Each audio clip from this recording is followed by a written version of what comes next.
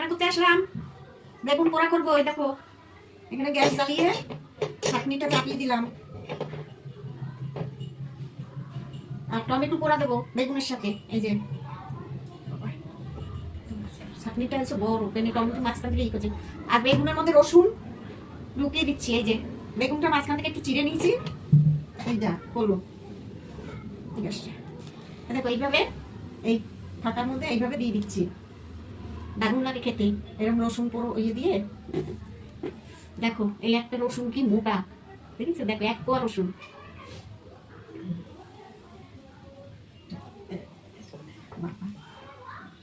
এত মোটা ঢুকছে না, এটা চিড়ে দেবো মাঝখান থেকে। এটা দিয়ে দিলাম,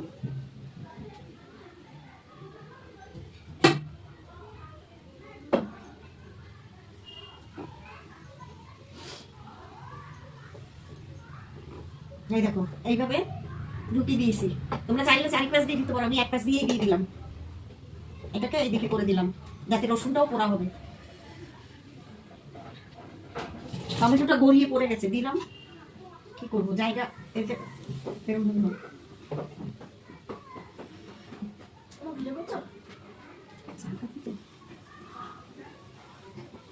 পোড়া হোক আস্তে আস্তে। বন্ধুরা আমি এপাশে পেঁয়াজ কলিটা ভাজা বসিয়ে দিই বেগুন পোড়া হতে হতে।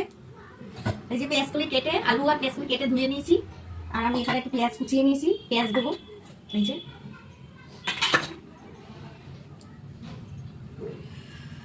তেলটা দিয়ে দিচ্ছি,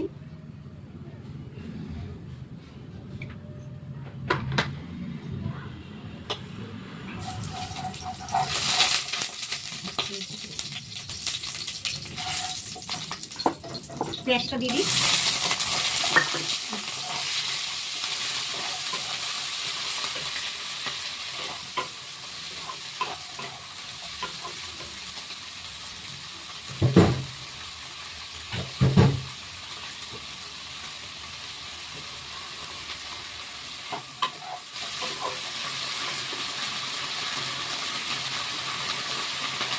চিংড়ি মাছ বেঁচেছিলাম সেই মাথাগুলো দিয়ে দিচ্ছি, খেতে টেস্ট হবে।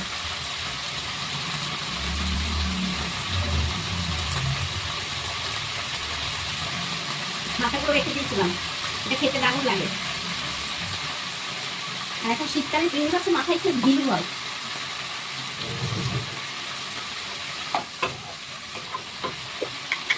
নুন দিয়ে দিচ্ছি,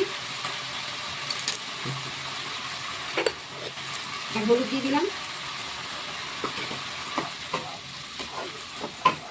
এটা এবার আমি ঢেকে রাখি, আলুটা সিদ্ধ হবে।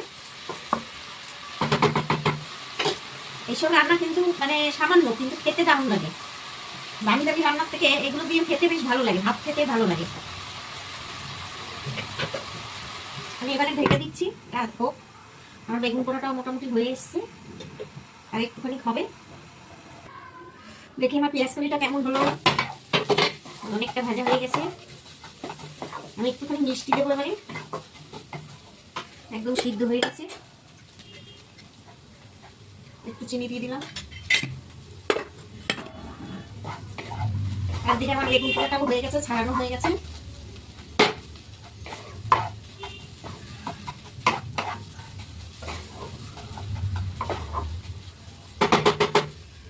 বেগুন পোড়াটা মাখা দেখাই। এই দেখো বেগুনটা পুরো ছাড়িয়ে নিয়েছে, এই যে রসুনগুলো একদম গলে গেছে, দারুণ গলে গেছে একেবারে। আর এখানে আমি পেঁয়াজ কুচি আর লঙ্কা রেখেছি, আর এই যে নুন নিয়ে নিয়েছি। আমি এই নুনটা দিয়ে আগে লঙ্কাটাকে মেখে নেব।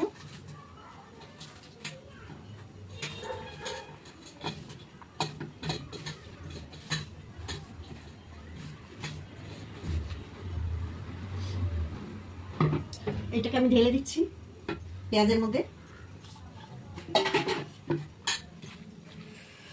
গরম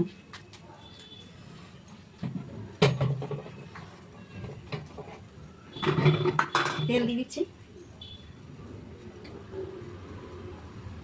আপনারা চাইলে ধনে পাতা দিতে পারেন, আমি ধনে পাতা দেবো না, এমনি পেঁয়াজ দিয়ে আর এরকম টমেটো কুড়িয়ে মাখলে দারুণ খেতে লাগে, টক টক ঝাল ঝাল।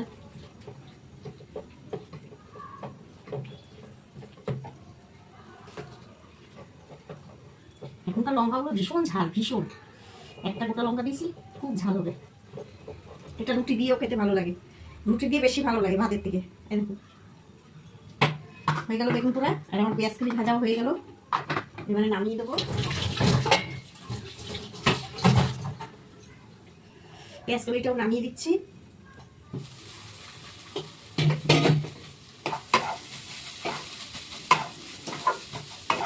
সুন্দর বলে গেছে একেবারে। পেঁয়াজ কলিটা আমি নামিয়ে দিচ্ছি। এই যে পেঁয়াজ কলি ভাজা, আর এই হলো বেগুন পোড়া। এই হলো আজকের রান্না। ঠিক আছে, আবার দেখা হবে পরের দিন। টাটা।